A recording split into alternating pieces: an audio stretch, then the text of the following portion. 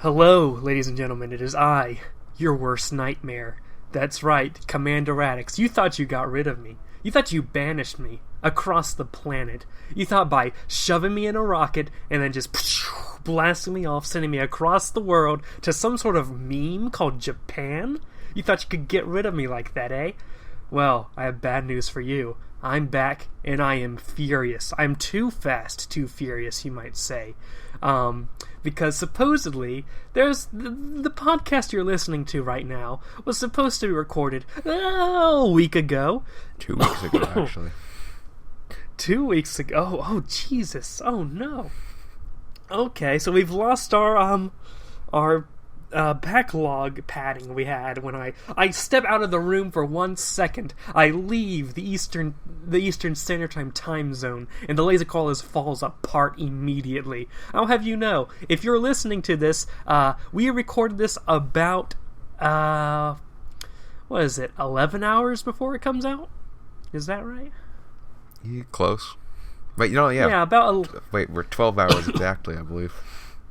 12. Okay, so we're recording this about 12 hours before it goes out. Typically, is record 1 week, 2 weeks in advance.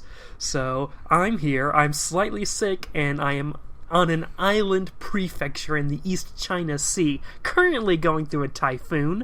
And yet, here we are. We're doing it. With me today is Ultrox Infinity. That's me. That's him. And I just want to say, it was a struggle to get here. It was a war. Like, when the Americans say they fought in the Pacific Theater, I was like, it can't be that hard to go from America to Japan, island hopping. It was a war. It was terrible. Specifically, the thing that makes me pissed off is the TSA. So, I took off from Atlanta airport, actually, not my usual Charlotte airport. But I went over to the Atlanta air... Oh. Is there a problem? Ignore it. I'll cut it out. Okay. Are you editing this? I don't know.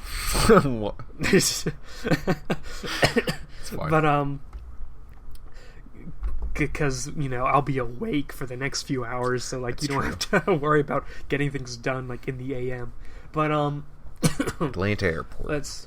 Atlanta Airport. So I was going through Atlanta Airport, and let me just say, I want to burn Atlanta to the ground. Sherman didn't do a good enough job. I need to do it better. Specifically, I want the epicenter of my flaming vengeance to be the Atlanta Airport. Now, you might say, no, Radix. Airport security and threats are kind of a touchy subject. You might not want to do that online. Are you sure? Or, just to be clear, are you, making a terrorist threat against the Atlanta Airport? The answer is yes, absolutely. So, going through security, going to the TSA, the whole part where you have to take off your belt and your shoes and all that weird stuff, there's no sign anywhere saying what you need to do to put it in the, you need to take out and put in the bins or anything.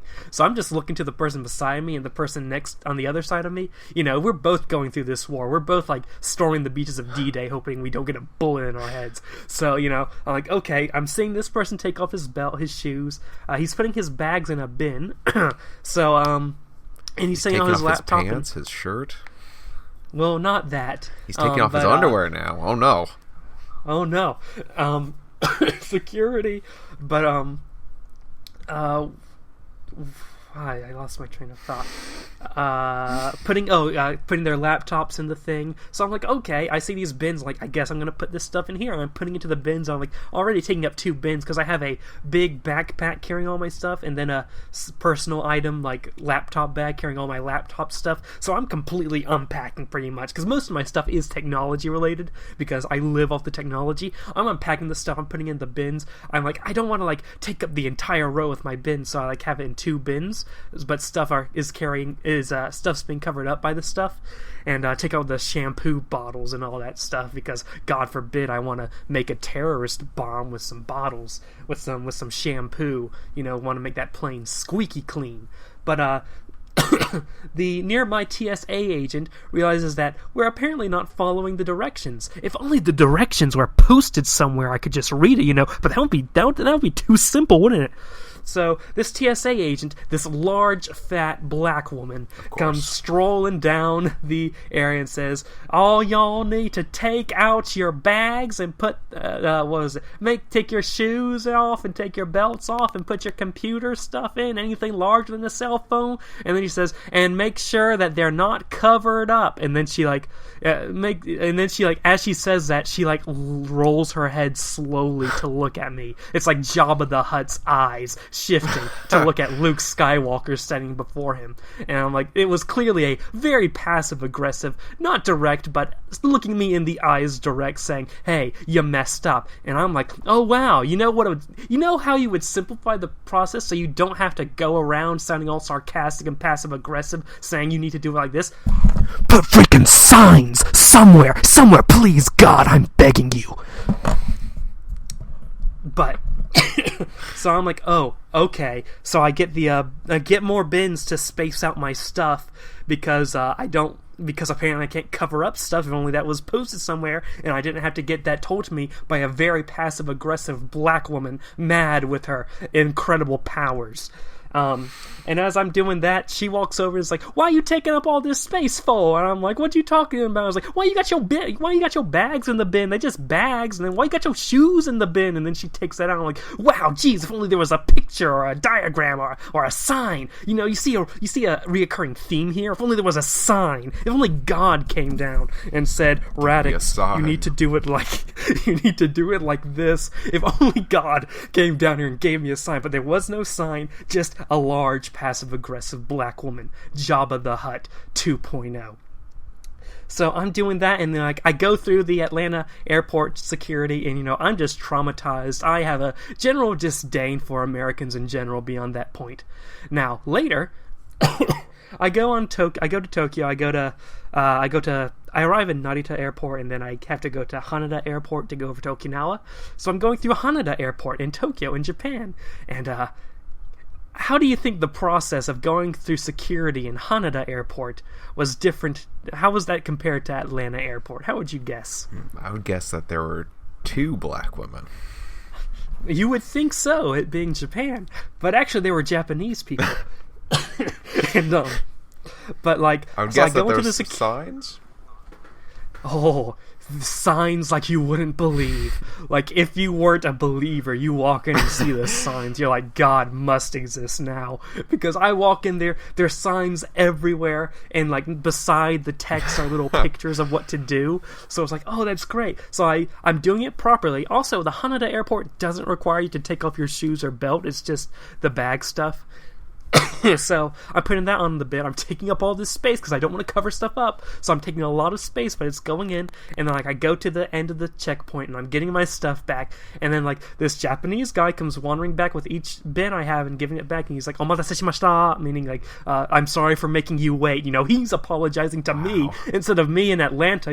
Bowing to the large black woman. Now I'm having this Japanese TSA agent bowing to me, and I'm like, "Oh, arigatou gozaimasu," and I'm getting my stuff, and he brings each bag out. I had each bin out, and I had 6 bins. I had a lot of stuff, and every time he's like, "Omatase shimashita," and I'm like, "Oh, thank you," and it was just so much more of a better experience. It was like, all right, I can stay out of America forever now. The TSA agents are so radically different, and the security checkpoints are so radically different. It was ridiculous how just the juxtaposition of going from Atlanta to Tokyo and then Tokyo to Okinawa, just ridiculously different service.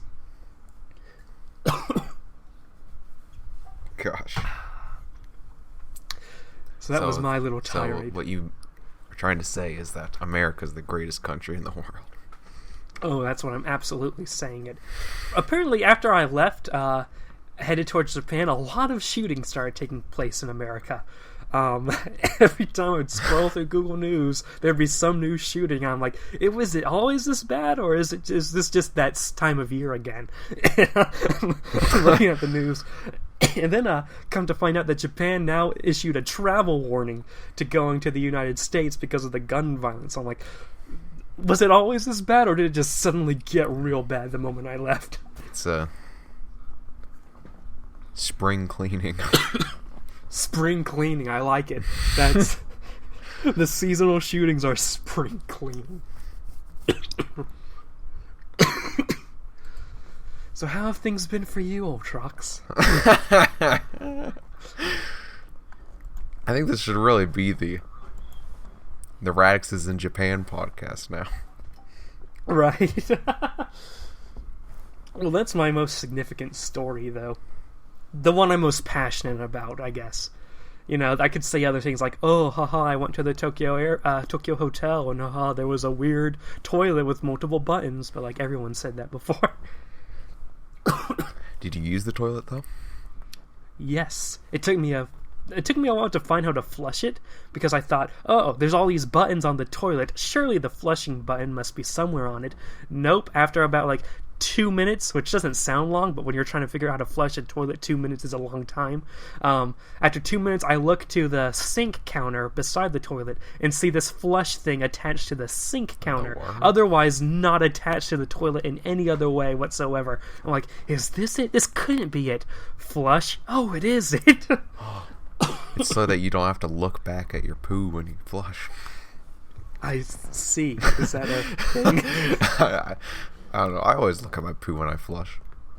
I guess is that weird? I guess for health concerns, like if it looks Sure. ridiculous, like it looks like it came out of a Dr. Seuss book, you might want to tell someone. Yeah, that's why I look for health concerns. Did you use the special functions on the toilet? I think. Is there even an option to not use the special functions? Like, is there toilet paper? Yes, there's toilet paper. Alright, just You're making not, sure. Forced into a contract where you have to press the button. I did use it because, like, why wouldn't you? Of course. You know, it's a once in a lifetime opportunity. And let me tell you, that was unsettling. Like, I walked out of the bathroom like a changed man, just like with a face of like, oh, like I just went through a different life experience just right then and there. It lasted a lot longer than I thought it would. It lasted a lot longer than I was comfortable with, but it happened.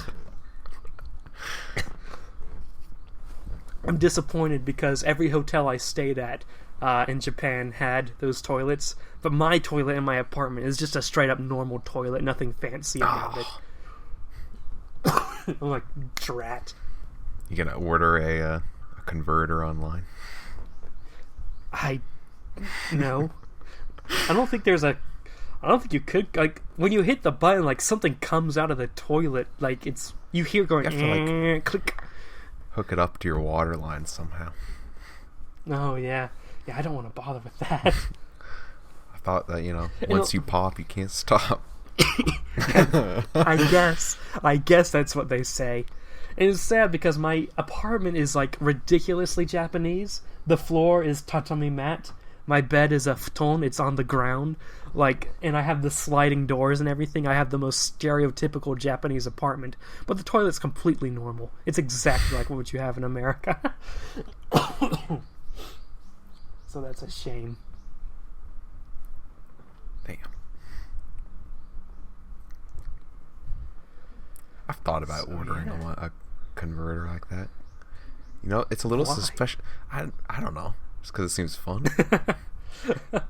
See, the update for me, I might have had a job during last podcast. Oh, I did. That's right. If I have a job and I have money now, and so I look at these ridiculous things that I could buy now.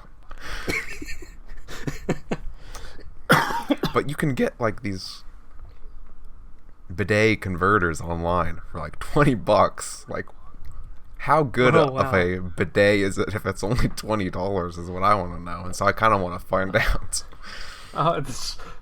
That could be a video right there. There's I don't know how you record it. Yeah, I don't know how you would record that. But do an unboxing. Just have the camera looking into your eyes as you use it.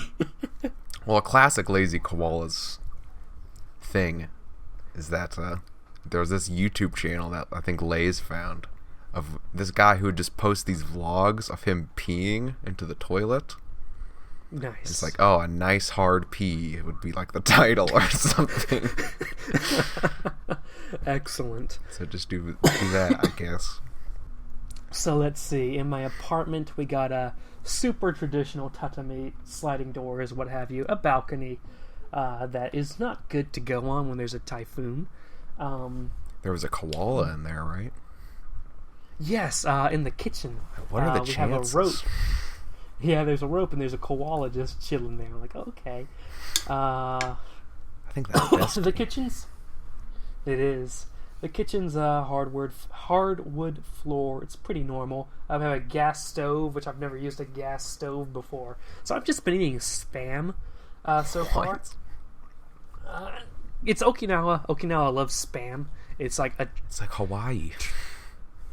Yeah, I was about to say it's a traditional, but by traditional I mean like since the 1940s, a traditional Okinawan food, Spam. Do they do Spam musubi there too? Probably. Spam is pretty popular. I haven't cooked the Spam. I've literally just opened the can and stuck it in a bowl and just been consuming my rations to survive. But Spam gets a bad rap. I like it. I like it. I just had it like 3 nights in a row, though, so I'm looking forward to trying some of the ramen I got.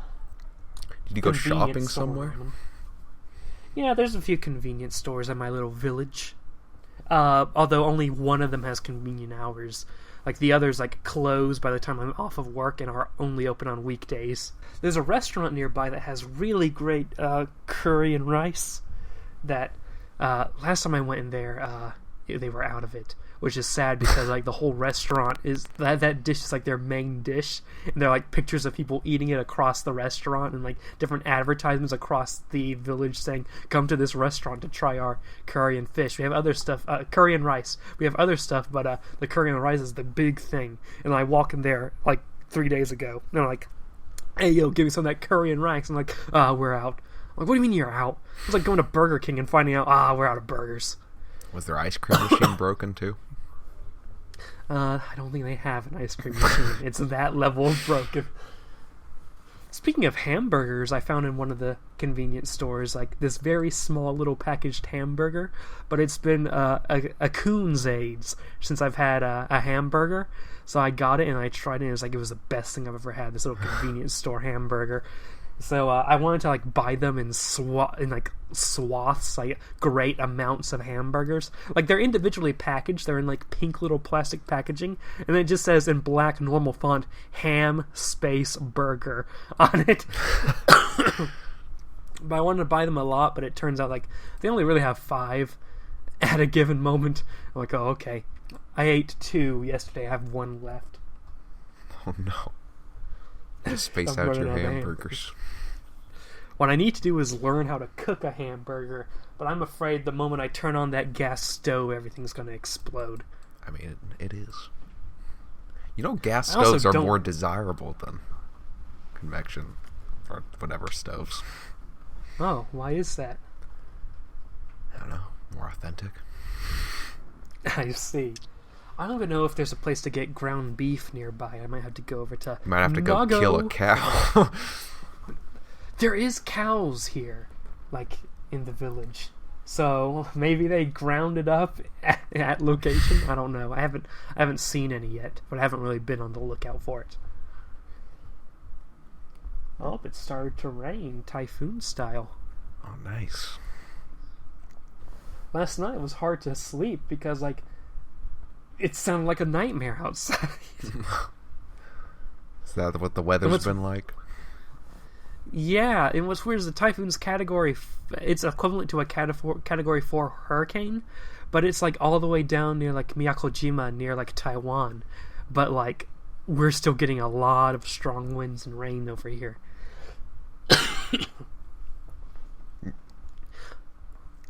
So you leave the hurricane area and then go to the typhoon area. Yeah. Although North Carolina wasn't really that much of a hurricane area. It's not like Twisted's Georgia dying constantly area. But because of the typhoon, my work schedule today was go over to the town hall at 2 p.m. and then just stamp something and then go home. Bada bing, bada boom. Today's Friday for me, so tomorrow's Saturday, the next day Sunday, and the day after that, Monday, is a holiday called Yamanohi, or Mountain Day, which is a national holiday that I'll have off. Do you have any idea what Mountain Day is? I guess a moment to respect Japan's mountains. That's great. A lot of holidays in Japan are like that. Just respect the scenery, day off.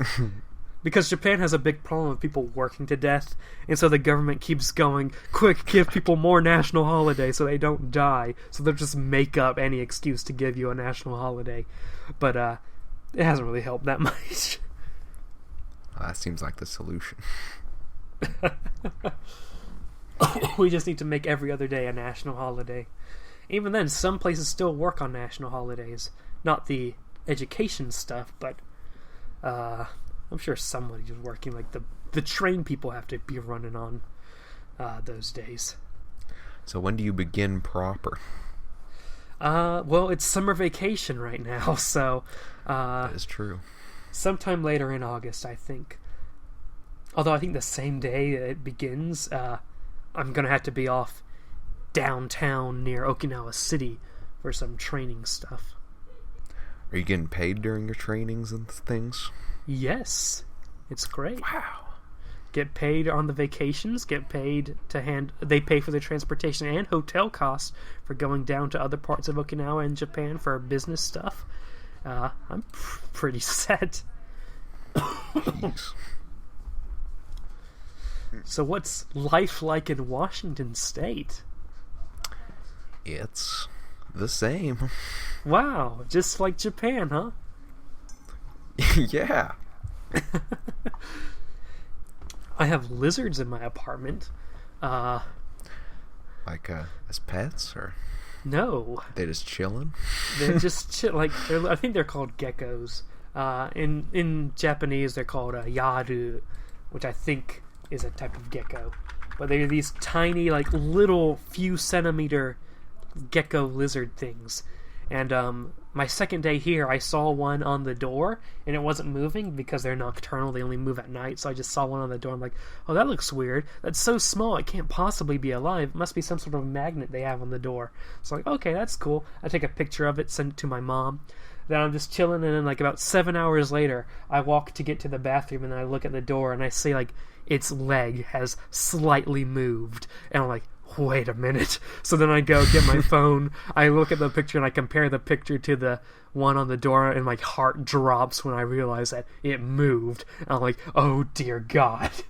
So I open the door, I get a broomstick, and I'm just like freaking out, hitting it, trying to get it off the door, but it just keeps sticking to the door. Its tail comes off at some point. I do not think it left my door in one piece. But I must have bothered my neighbor with that, because I was freaking out and just banging on the door with the broom. But that traumatized It's like a me. spider. Like, okay, I understand the concept of bugs being inside the house. That's a concept my mind is wrapped around. But tiny little lizards with beating hearts is not There's something a reptile. Yeah, reptile, I am not used to that. Or maybe it's an amphibian. Whatever. Fuck you. And then a few days ago, I was lying on my bed, lying on my futon, lying on my slab on the floor, just chilling, looking up at the ceiling, and then I see one walking around the ceiling. I'm like, oh dear God. So I freak out, I get the broom, and I kind of try to push it away, and it goes, like, there's little holes in my ceiling, like they're like wood panels, and then there's like little holes between the panels, and like one of them was, and I just kind of shoved it back into the hole with the broom. Then I got some toilet paper and just like used toilet paper to block up all the different holes, so it looks pretty ghetto in my apartment right now. World. But I'm hoping that by covering up those holes they won't come out, and hopefully they won't just consume the toilet paper and grow more powerful. No, that's not gonna work, right? What do you mean? Like, there's no holes in your house, but spiders still come in. So how do they get in? Exactly. Nobody knows, but they're gonna get in. I also have my apartment set to 22 degrees Celsius, which the lizards can only stand about 24 degrees Celsius. So I'm hoping by having it at 22 degrees, I'm safe. They might walk over and like, dude, that's cold, man, and then leave. What the fuck? You have air conditioning? Yes, I have a... What in It's the interesting. world? I'm on a hot island in the East China Sea, but I'm more comfortable in my apartment than I was at my house in North Carolina because I actually have air conditioning here. Dude. You have the life that I want. Well, you have a maid over there. I have it made. Besides the lizards and holes in your ceiling. I have a really, really old TV that I want to get replaced with a new TV because the only reason I use a TV is to like play games or something, and good luck connecting something that isn't like an Atari into this television. And my desk is a bit too small for me. Yeah, so I want to get a new desk, and I want to get dual monitors because I cannot go back to one monitor after doing 2 monitors. Like, it is pain. It is nothing but pain. Plus, it's a good excuse for me to I need to get a desk and something like that because I need the cardboard because computer chair and tatami mats. The tatami mat does not do well with a chair rolling around on it, so I need to get the cardboard to lay that down to create a little buffer between me and my chair's too small and it has no padding. It's like, oh. Can have elite gamer setup. Yeah, eventually, like after 3 years of living here, I'm gonna have an elite gamer setup. Have a big desk because I do want to get a much stronger computer at some point with my new thing they call money. And then what's that? It's a thing. It's something that can be used to get stuff. They call it like yen capitalism over here. Capitalism. Oh, they don't have that in Japan. Japan was the one that said something really dumb about Japan. I'm trying to remember what it was. Wonderful. Whatever. Lace says lots of the dumb things. Speaking of, what happened that made this... What happened so that we had to record this podcast 12 hours before it comes out?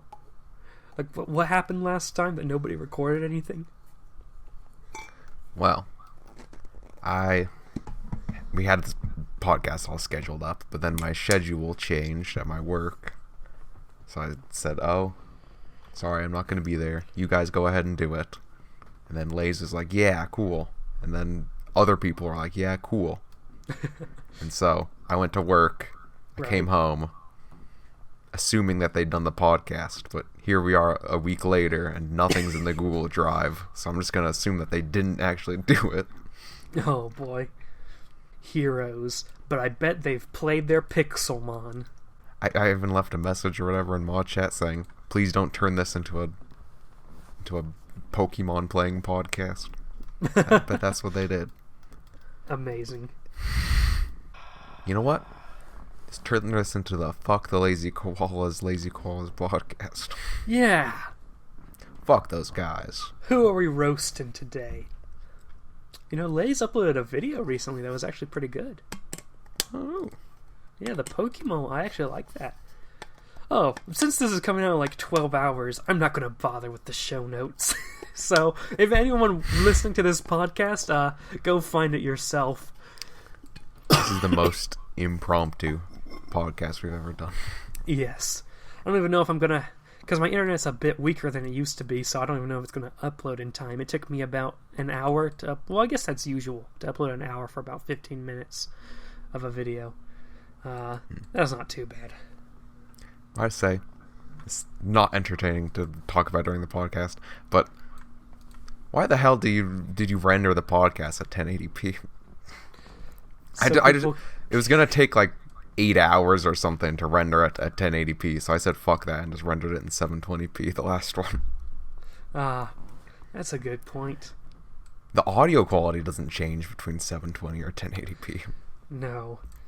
Maybe I'll do that. Maybe I'll go to the lowest common denominator. Maybe I'll stoop maybe your low. Sony Vegas is better than mine though, and doesn't like for some reason render a flat image as 8 gigabytes or whatever. Yeah, it might actually. I've always rendered it like overnight while I slept. I'm gonna have to render this one while I'm painfully awake though, so I don't know how long that's gonna take. No.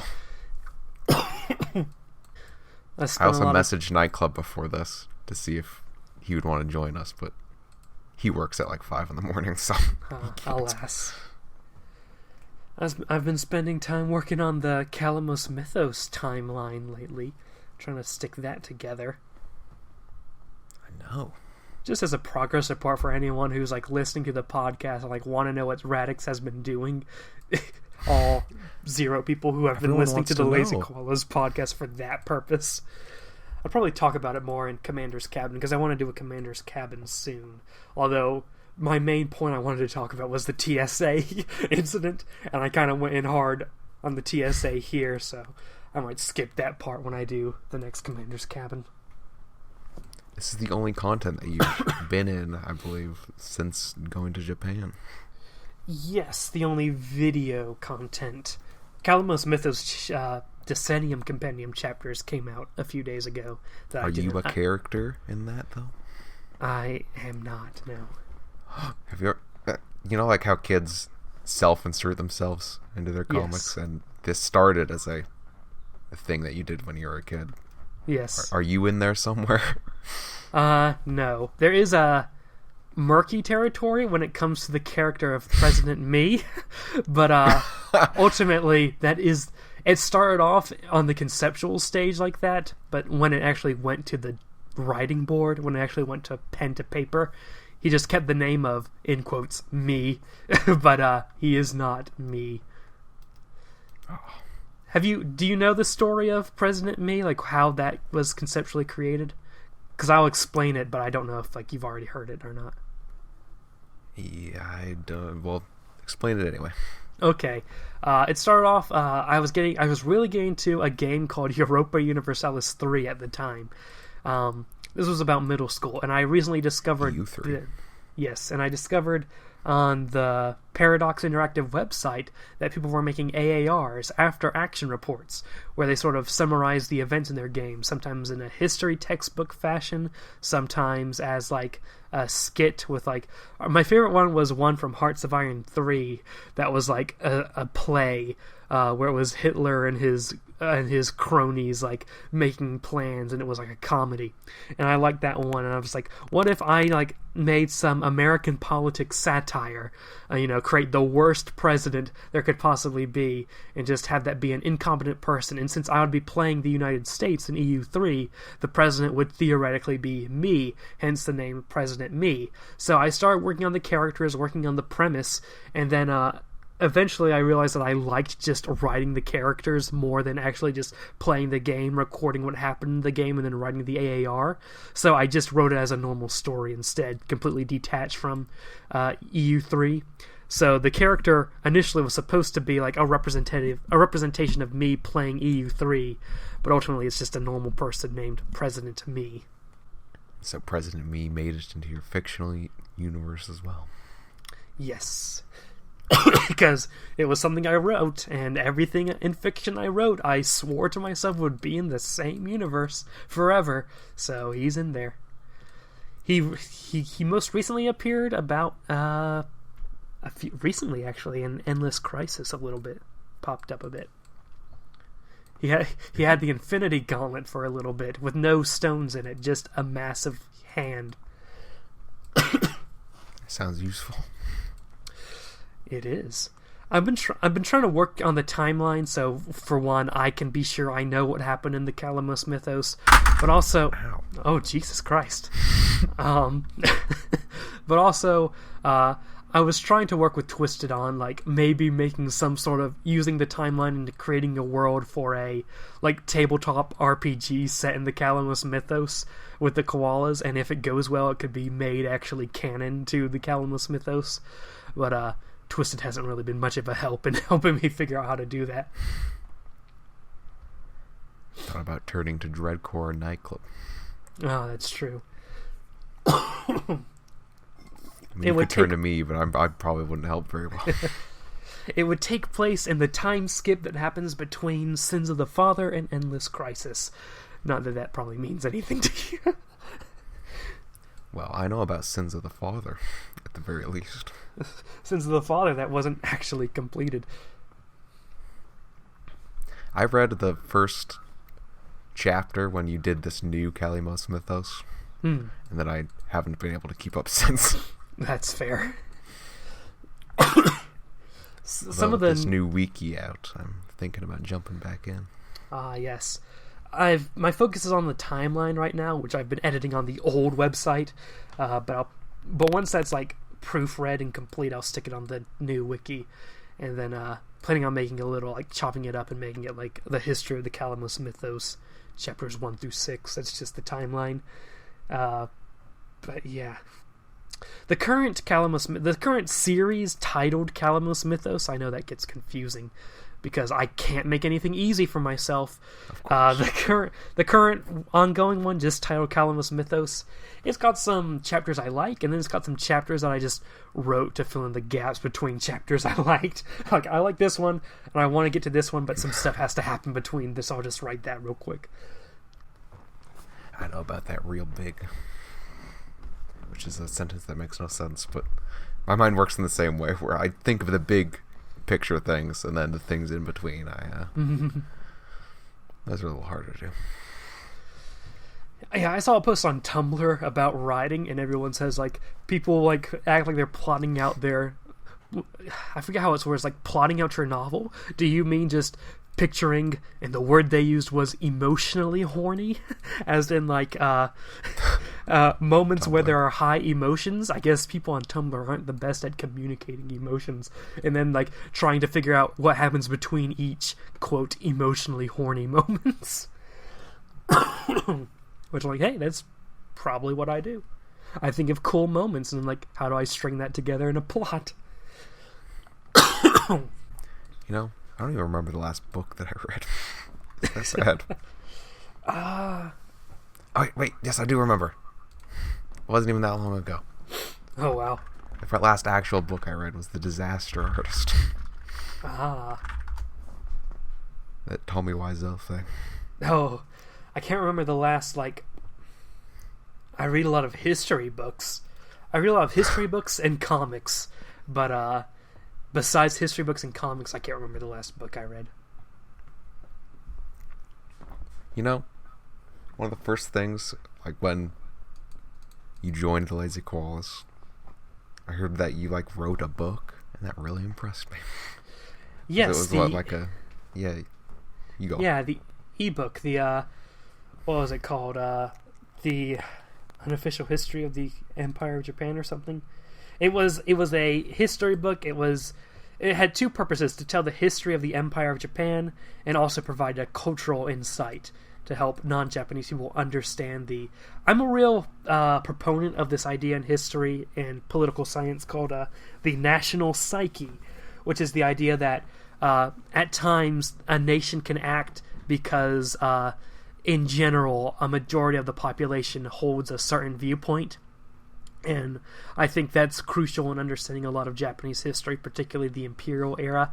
So I wrote that book with that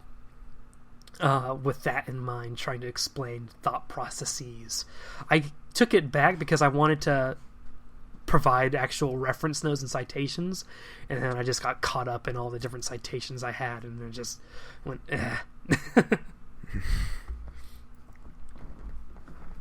Now, you need to write a sequel now that you're in Japan.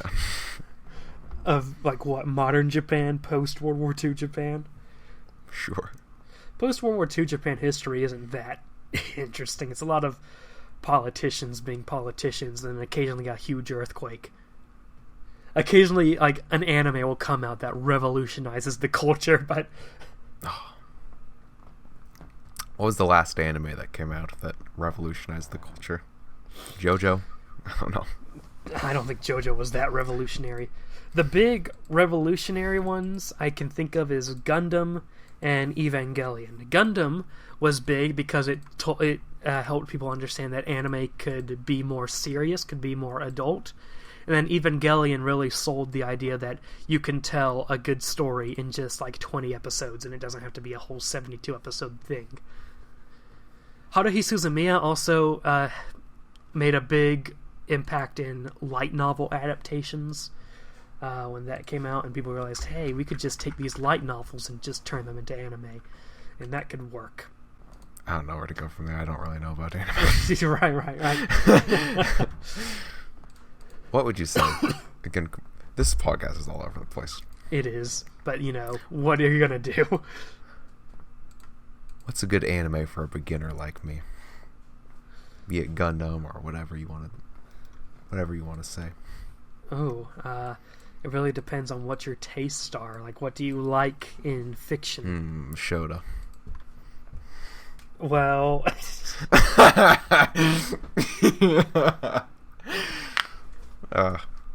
I've cracked my knuckles about 5 times today, and it's worrying me.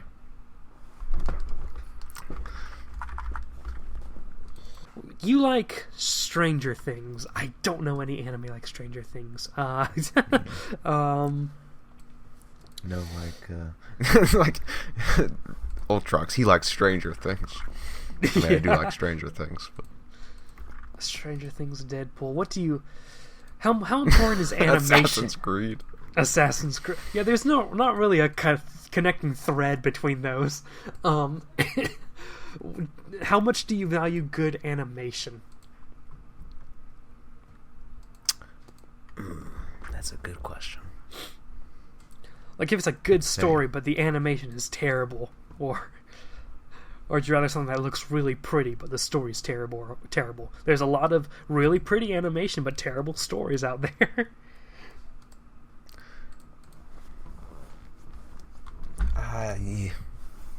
I want to say that I probably value story more, but I know whenever I watch a show that I don't like the animation, and it kind of irks me. So. Mm-hmm.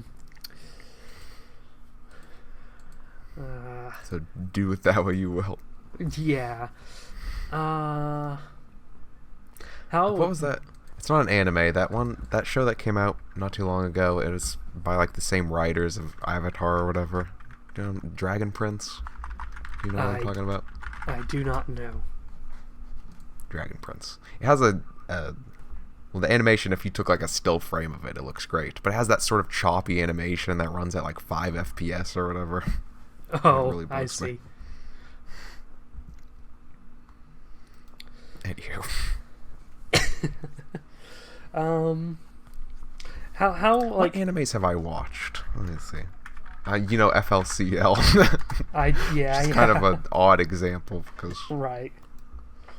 Do you like Ruby? Ruby, yeah. Is Ruby? I have a controversial question for you. Is Ruby a real anime? Oh, I have a very passionate answer for that. That's going to get us hate if the Ruby fan base listens. But yeah, Nightclub better not be listening to this. He's a hardcore fan. Listen, just because I will say it is not anime, but that doesn't mean it's not good. There is a majority of anime is terrible. It's not anime, and that's okay. Now, if you were asking me that question in Japanese, I would say it's anime just because the term anime has a different connotation in Japanese than it does in English. Sure. But in English, anime is a term specifically for Japanese animation from the Japanese industry. And Ruby is very much an American cartoon. It has inspiration from the Japanese animation industry, anime, but it's not from the Japanese industry. Therefore, it's not in the English use anime. That does not mean it's not good. That does not mean because most anime is bad. So just because it's not anime doesn't mean it's not. I was actually going to make a video about this, to be honest. It's a weird kind of why do people care that it's anime? What does That's a very good question. I have no idea why people. Oh, it is totally anime because it has this style. I will. In fact, I like it because it's not anime, because that makes me not a weeb. Okay, I will concede that it has anime style, but anime as a word is industry based, is national industry, Japan based, that sort of stuff.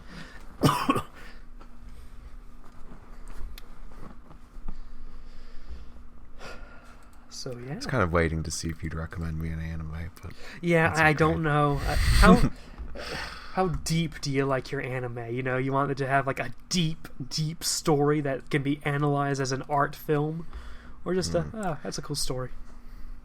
Again, I'm realizing that I'm a simpleton by this podcast because I kind of get annoyed when something tries to be too complex. Oh, the Calamus Mythos might start to go towards that direction, so I'll warn you in advance. But I'm gonna read it anyway, and I'll hate it. I see. You read the part where the Ultrox Infinity boat got taken out, right? I did read that part. Yes. I read that chapter. A lot of ships are going to start showing up, like spaceships, and I'm going to try to put as many references and hints in the names of the ships as possible. But see, I have no idea based on what you've given me so far what anime to recommend that will get you hooked. What are some other animes I watched? You know, I come from a family of anime likers. Anime likers, is that the word they use now? Sure. Anime likers. Anime likers. I like that. I used to watch One Piece when I was a kid. That's One way Piece too an anime? long. One Piece is an anime. It's also way too long for me to even bother start to watch. I typically watch 20 episode anime around that episode count. I guess I'm starting to realize that I've only watched stupid anime. I'm always a fan of Code Geass, but I understand that Code Geass really needs a certain person to like it. It kind of requires some context and some tolerance for certain character designs. God, we need to have an anime podcast. An anime pod. That would actually, yeah, especially with like Dreadcore and Twisted, yeah, we could have something like that. Save it for the anime podcast. Oh, I probably won't be a part of that podcast. You ever see that anime High School of the Dead? Yes, I've watched the entire abridged series of High School of the Dead, but I've only watched the first episode of the actual show. I was thinking yesterday, like, wow, I am screwed if a zombie apocalypse happens in Japan just because of the population density and lack of firearms. So, like, a zombie apocalypse in Japan, dead instantly. You know, there's no possibility of survival in Japan. What about, like, in Okinawa, on the islands, you know? You might have a chance out there if you hijack a boat. Yeah, but, like, there are still people on the islands, and, like, if just one of them gets infected it's a small population on the islands, but just one person gets infected, there goes the whole island. It'll be like Dead Island, the video game. Oh, yeah. You have really no way to fight back. I was actually looking on Reddit yesterday of people talking about what would you do if a zombie apocalypse hit Japan, and it was an English thread on Reddit, and people were like, well, can't you just find katana and use that everywhere? Oh yes, katana, where they're illegal, so good luck with you'll have better luck finding a gun than finding a katana. Forge a katana. I think it'd be hard to fight off an entire island of zombies with a stick or whatever. It's your selfie stick. Yeah, with my selfie stick. I hit it across the head of one zombie and it's broken immediately. Well, it's only a level 1 weapon. I used to play that game with my friends, though. And, of course, in good old Washingtonian, the answer is you go to the nearest pawn shop where they have dozens of guns. What you do is and they you also get have gates over the doors. You get the weed and infect the zombies with that. Z-weed, which is an actual thing from the show. What is that that stupid show that's on the Science Channel? Not Science Channel, the Sci-Fi Channel. Oh. See, this is Japan. We don't have guns or weed. So good luck with that. You're screwed. I'm screwed. But if it's like, you know, how some zombie fictions, the zombies kind of retain a little bit of the muscle memory or whatever of the previous person, then, you know, everyone's just too polite to bite you. I've been wanting to actually write a zombie apocalypse story, Walking Dead style. It's just I don't know if it will just come off too much as Walking Dead style of people just wandering around in a zombie apocalypse, like every other zombie story. To be honest, Yeah, everyone's what else writing are you one. gonna write about? Yeah, like everything's been done before, but I just want to try my hand at my own. There was a small local. Well, there have been two kind of zombie apocalypses in the Kalamos mythos. One was Blackest Night, but that's not a typical zombie apocalypse. That's Black Lanterns and all that. But also in the Kalamos mythos, there was an incident in which all of Korea was quarantined and became zombies. And I've been thinking of maybe writing some sort of mini-series set in Korea when it was in that zombie apocalypse stage in the Kalamos mythos, but I don't know enough about Korean culture and society to actually do that story justice. You know what you do. Okay, never mind. I was about to say something racist. Okay. Want to hear it anyway? Yes, I do. You start off the comic with somebody eating a dog. Ah. And the plot is just a normal person just scrounging around. Alright. Because if I write a zombie story, it has to either be set in the Kalamos mythos or in the multiverse of the Kalamos mythos. And I don't like wasting time on the multiverse because I'm never going to return to that stuff. But I can't just casually do a zombie apocalypse in the Kalamos mythos because that has big zombie apocalypse. that would have big implications. But the only real place to write it would be in the brief Korean zombie apocalypse that happened, and I don't know enough about the Koreans to do it. You can do hours of research on Korea and Korean culture just so you could write a zombie apocalypse fiction. It's like if I write a zombie apocalypse, I want to write it in America or in Japan or someplace I at least have a better idea of, like in Europe. But I have no connections to Korea. Korea is so alien to me, and what do I? And the whole point of zombie stories is to reflect on society and stuff like that. It's a whole big allegory. What do I have to say about Korean society? Also, there's somewhat. Whatever. Tales from the Loop, I don't know if we've talked about it on the podcast a little bit, but this RPG that I want to run with the Koalas. Yes. And it's hopefully going to be in videos. If we do it, then it's in videos, but if we don't do it, then it's nowhere. Uh-huh. And it's set in Sweden? Somewhere in Scandinavia. Switzerland? Norway? Well, Switzerland's not in Scandinavia. That's true. It's either Sweden or Norway. But... And it's this really cool, unique setting. But the problem is, if you're, a GM running a campaign, it's kind of hard to... In an actual real-world setting, it's kind of hard to, make a world around this country that you know nothing about. Yeah. That's why I kind of wanted to run something set in the Kalamos mythos, because I think I know the Kalamos mythos like the back of my hand. So I could probably world-wise run that. It's just I don't know the specifics of running a tabletop RPG besides just the world. And I have a plot too. I have a plot set in between Sins of the Father and Endless Crisis that I want to do it. It's just I don't know how to. Pretty much what it is. You said you know the world and you know the plot. I think that's all you really need, right? But I don't like the details of the world has to get really specific. In some I can areas, but I can do a specific Kalamos mythos place. It's just I don't know what race bonuses are and moves are and attacks and stuff like that and enemies items. Yeah. And if it's a Kalamos mythos, am I going to give you an option to be everything from a human to a Kryptonian to a Cybertronian to a freaking... it's a big universe out there in the Kalamos mythos. Got the world down, though. I think that's a good portion of it. Yeah.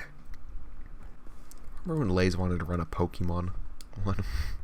Oh, did he? Yeah. It would pretty much just be Pokemon, right? Right. Tabletop form. You could just use I feel something like that'd like be the easiest thing to run. Yeah, you could just use something like Pokemon Showdown to simulate the battles. That's right. Apparently the Lazy Koalas is turning into an RPG channel now. It kinda, yeah. You have your stuff in the works. There was a D&D podcast last time. I kinda want to try to do something, but I need guidance, and Twisted, like, I asked for help, and then Twisted's like, well, you're gonna have to choose between freaking D&D or Pathfinder or whatever. I'm like, I don't know what those are, so... Thanks for the guidance, Twisted. When it comes to RPGs. Is that a thing you can be racist about? Well, I don't know what else you would call it. Gamist. Gamist. Us gamers are being oppressed. We need to rise up.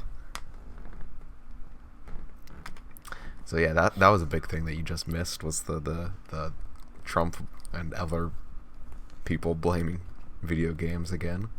Oh, I briefly saw that on the news. On Google News, I should say. I briefly glanced at that. I'm like, oh, okay. I think it's pretty cool. What an odd statement. Shinzo Abe is not going to take away my games. He did take away my guns, though. You know, stroll up into the airport with guns. At Narita Airport, like, the day before we arrived, some American had guns, and they had to they had to arrest him in Narita Airport. It's like, okay. You know, you moved from one gaming industry hub to another. I did. I want to get a Switch at some point, and a TV to run the Switch on. Because, again, Dude, this TV only I think runs Miyamoto like will Atari. hand deliver you a Switch if you live in Japan. Really? All the way in Okinawa? He'll come down to the Yeah, down here. He loves it down there. Maybe I can get... I'll probably order Sun and Moon, Pokemon Sun and Moon, in English, just because my previous Pokemon are all English Pokemon anyway. But, yeah. I'll be playing Japanese games in Japan, as they call it. It's pretty sweet. The Switch isn't region locked, though, is it? No. I think that was a big seller. Oh, that's Switch. true. My DS is region locked then. So I'll have to get North American games. I did bring all my Pokemon over, so that should be good. Well, I mean, you didn't physically have to bring them over to Japan. Yeah, I didn't have to carry over a Rayquaza or anything. You exported your Pokemon.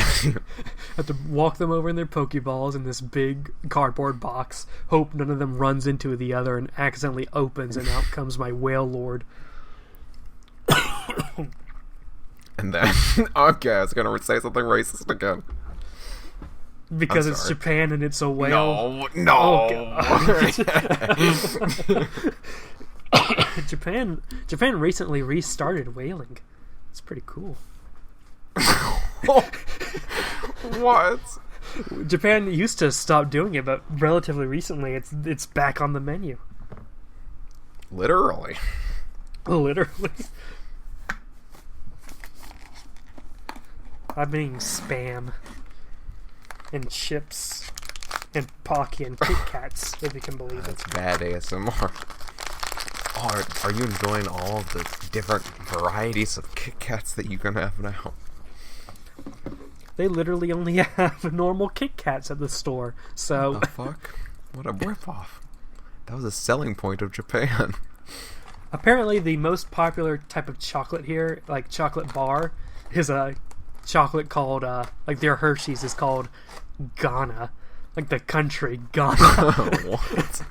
And I saw some Ghana bars in the store. I might have to go get myself a Ghana at some point. I did hear that there's like a sect of Nigerians that hang out in Japan, so... Yes, and typically they're in Tokyo. The Nigerian mafia is there. They'll find you out on the side of the street if you walk by, like in kabukicho or roppongi, and they're like, they want to take you into their bar where it's ridiculously expensive, or other illicit activities. Oh. Sounds fun. Yeah.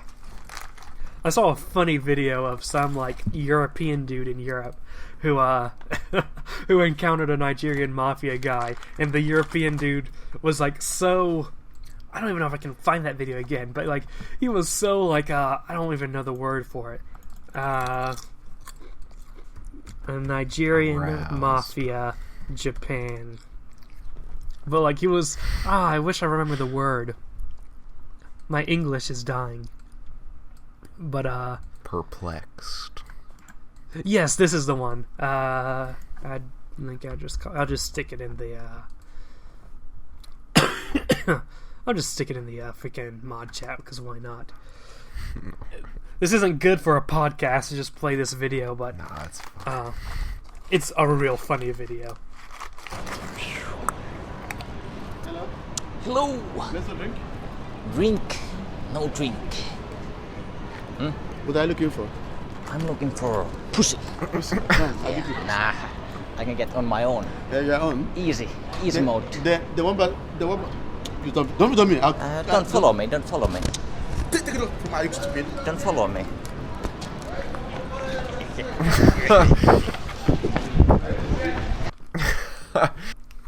The troll laugh at the end. Yes, that dude runs circles on that guy. Like, he came in all smooth, just like he knew exactly what to say and when to say it. He was real fast on those lines. You need to go to the big city to get the stories. And that's true. Tokyo's a bit off, but maybe I can go down to Naha. Although Naha's a bit chill, though. So, the big stories is really the Nigerian mafia in Tokyo.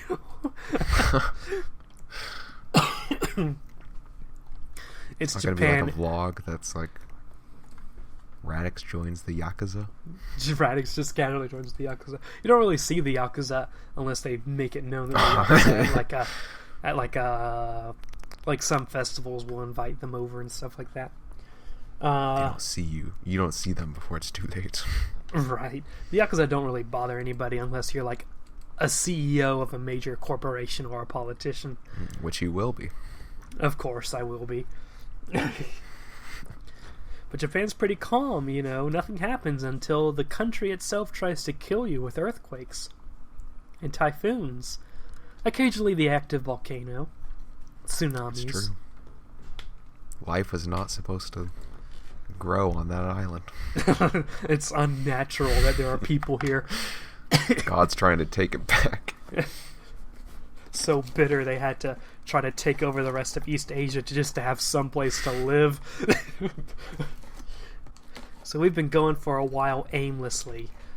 I don't want to extend my rendering time and upload time. I have no idea how my internet's going to be able to handle this. All right. Well, do you have anything to plug? Well, first I want to plug that in the Lazy Koalas podcast, every podcast will do the hashtag Ask Lazy Koalas section. Please tweet at us. Please give us questions or topics. Please say hashtag Ask Lazy Koalas. We're begging you. We're desperate. We're dying. I have a question. Yes. Who's your favorite Bionicle? Toka Nui. That's probably an answer. To plug, I just want to plug the Kalamos Mythos new wiki website. It's where everything's hosted now, except the timeline, apparently. But that will get there eventually. So, I'm not going to put the link in the description. Look it up. It's go, like... go search for it. It was in the description of the D&D podcast. Oh, okay. It should be like Kalamos Mythos database.shoutwiki.com or something like that. Do you have anything to plug? That's going to bring you to a porn website. Yeah. Don't go there. I got absolutely nothing to plug. I'm very sad. Excellent. Just as a human being, I'm very sad. All right. thank you all so much for watching. I know this seems like it was done 12 hours before it came out. Because it was. That's the end of the statement. We came in with no plan. I don't think it went as bad as it could have gone. But yeah. Discord is in the description. Twitter in the description. Subscribe. It's beside the description box, I think. And yeah. Have a great day, ladies and gentlemen.